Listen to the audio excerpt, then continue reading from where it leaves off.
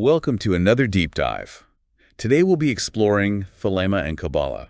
Sounds exciting. It is, and we have a fascinating collection of articles from Black Pearl.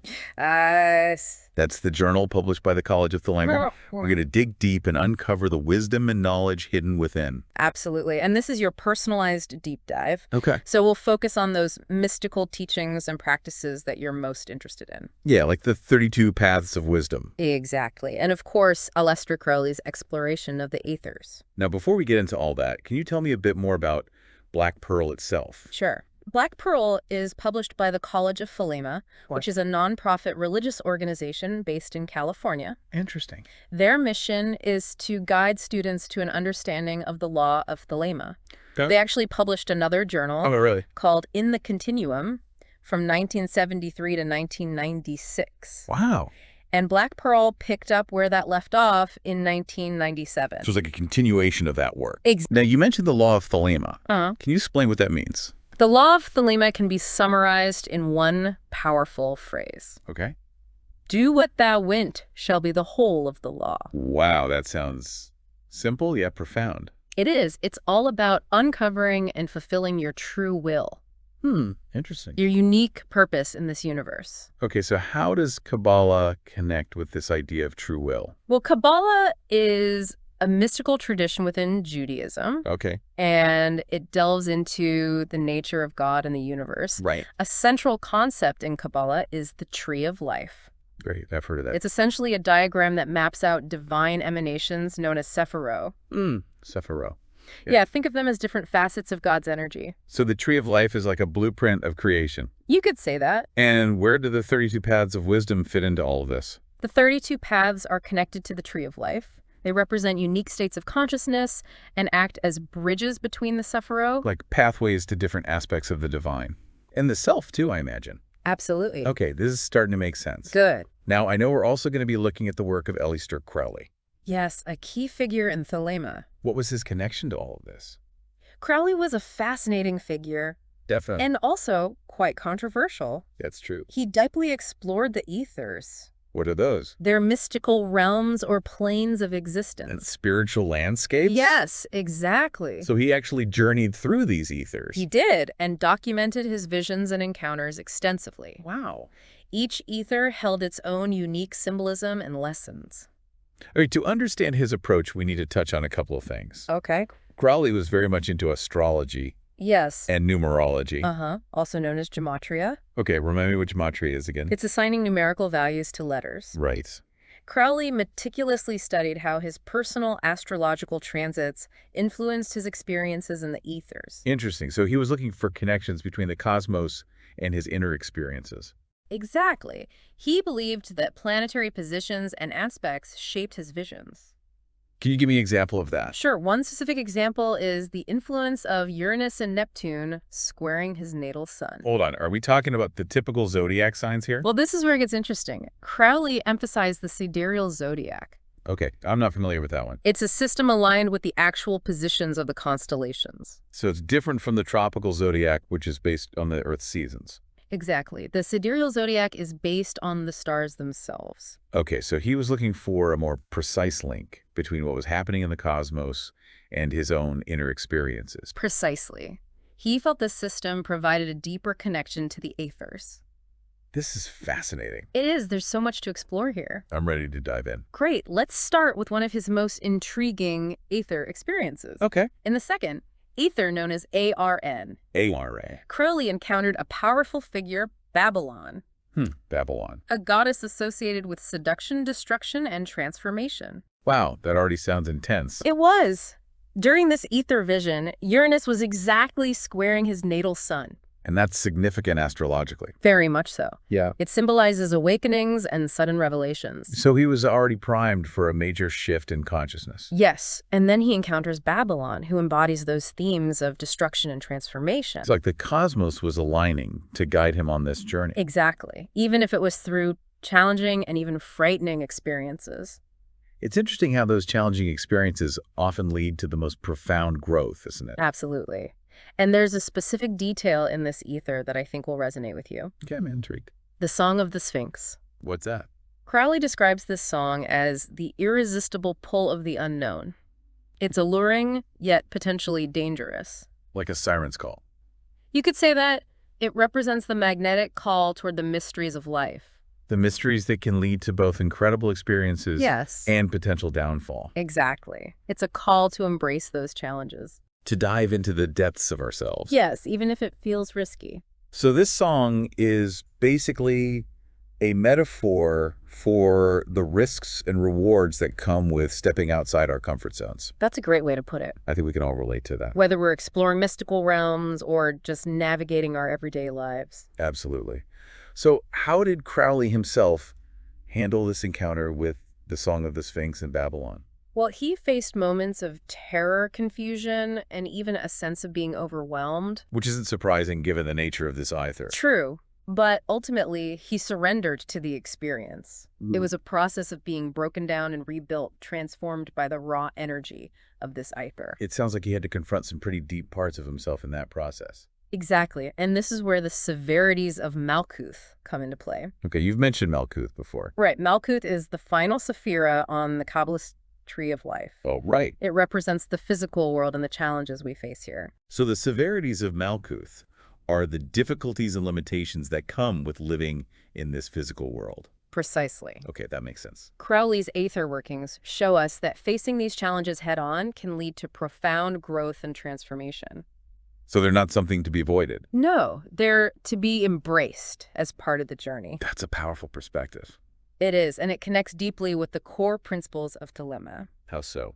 Remember that central phrase of Thelema, "Do what thou wilt shall be the whole of the law." Yeah. It's about discovering and fulfilling your true will. Right. But that journey isn't always easy or comfortable. I can imagine. It often requires us to confront those shadow aspects of ourselves. The parts we might rather avoid. Exactly. So embracing those challenges, those severities, is part of aligning with our true will. That's a great way to put it. It's about recognizing that true growth and fulfillment often lie on the other side of those difficult experiences. This is all starting to come together for me. Good. We're starting to see the bigger picture. This is one deep dive I'm definitely excited to keep going with. Me too.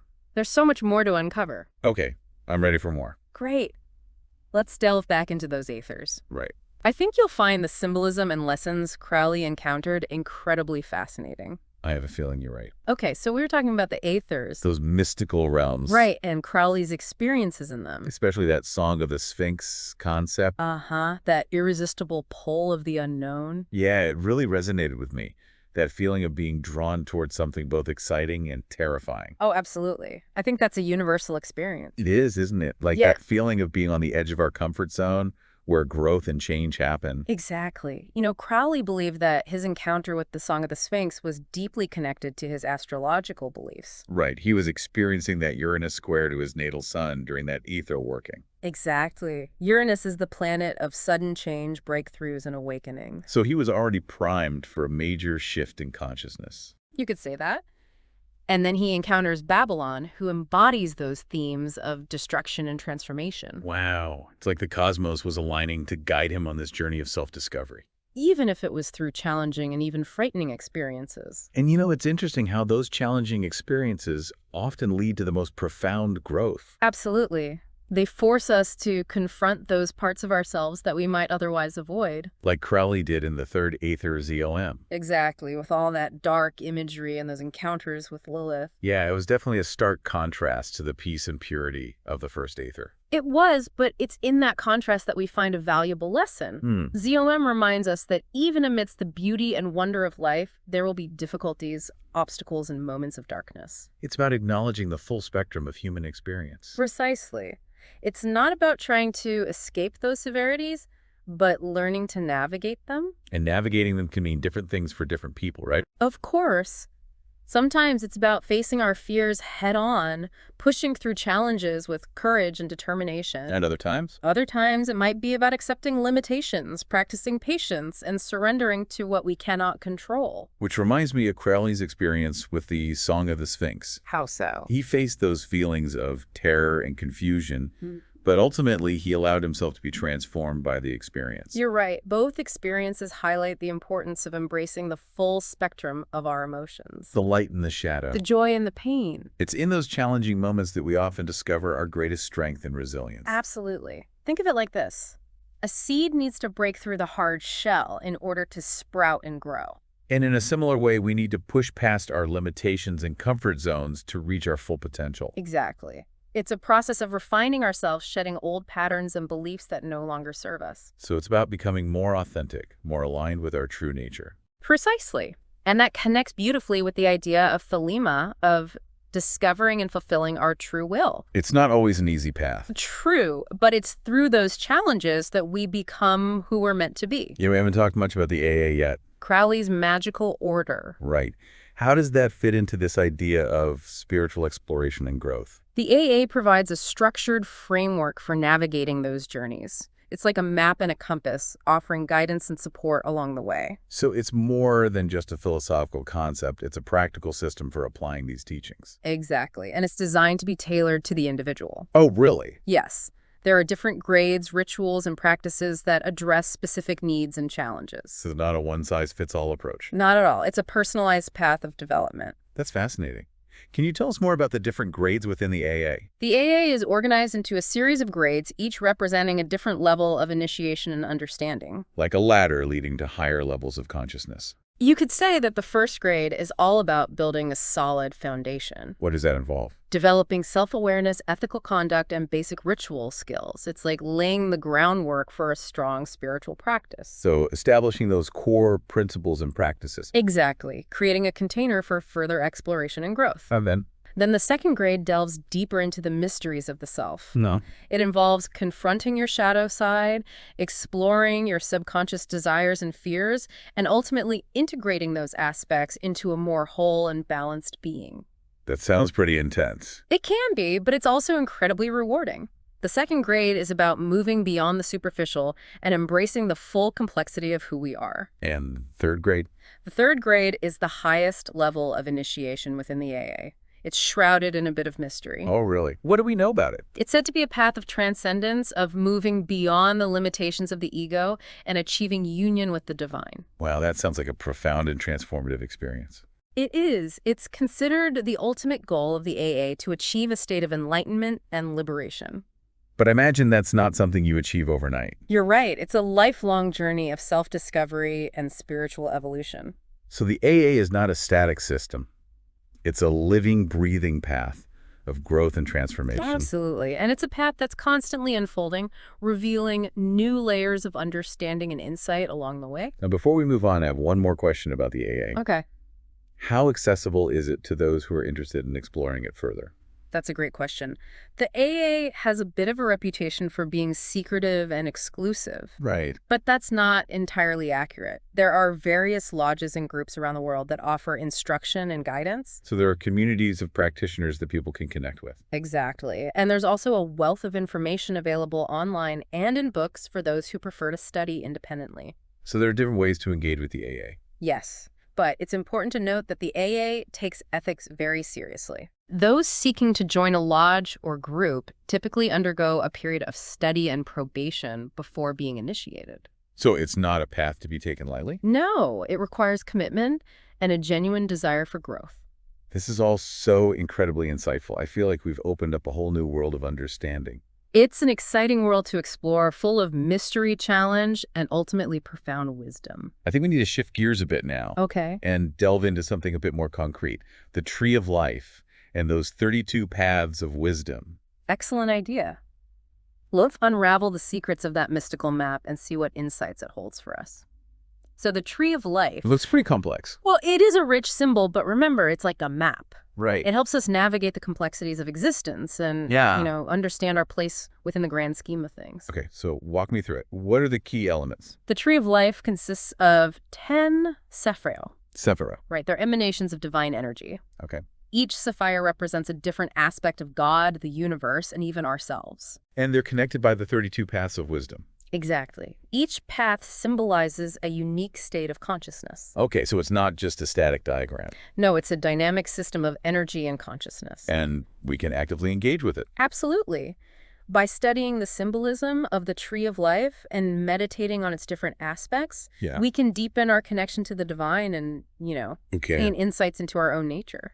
That makes me think of Crowley's exploration of the ethers. How so? He was actively engaging with these mystical realms, seeking to understand their mysteries and integrate those experiences into his own life. You're right. The tree of life provides a framework for understanding those experiences and applying those insights to our own spiritual journeys. It's like having a roadmap and a compass for navigating the inner landscape. Exactly. Okay, so where do those 32 paths of wisdom fit into all of this? Well, imagine each path as a unique lens through which we can view reality. Okay. Each path is associated with a different letter of the Hebrew alphabet, a planet, an element, and a specific set of qualities and challenges.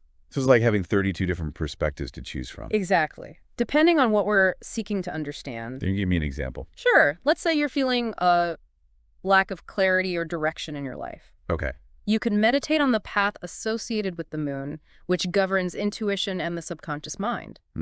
This might help you tap into your inner wisdom and gain a deeper understanding of your emotional landscape. So it's like each path offers a different set of tools and insights. Exactly. You can use those tools to navigate life's challenges and opportunities. And ultimately fulfill our true will. Exactly. This is amazing. It's like a mystical toolkit for personal and spiritual growth. It is. And it's a system that's been studied and practiced for centuries. The Tree of Life and the 32 Paths offer a framework for understanding the interconnectedness of all things. You're absolutely right. It reminds me of that concept in Thelema. Which one? Every man and every woman is a star. We're all part of this grand cosmic tapestry. And the Tree of Life helps us see our place within that tapestry. It's about recognizing our interconnectedness with all of creation. Exactly. From the smallest atom to the vast expanse of the universe. This has been an incredible journey. It has. I feel like we've only just scratched the surface. There's always more to explore. That's the beauty of these mystical traditions. They offer a lifetime of learning and growth. Exactly. Well, for those listening, we encourage you to continue this journey. Yes. Dive deeper into the symbolism of the Tree of Life. Meditate on the 32 paths and see how these teachings can illuminate your own life path. It's a journey of self-discovery. Right. Trust your intuition, embrace the unknown, and allow these ancient teachings to guide you Yes. to a deeper understanding of yourself and the universe. Well said. And with that, we'll wrap up our deep dive into Thelema Kabbalah and the mystical realms that lie within. It's been a pleasure exploring these concepts with you. Likewise. Until next time. Take care.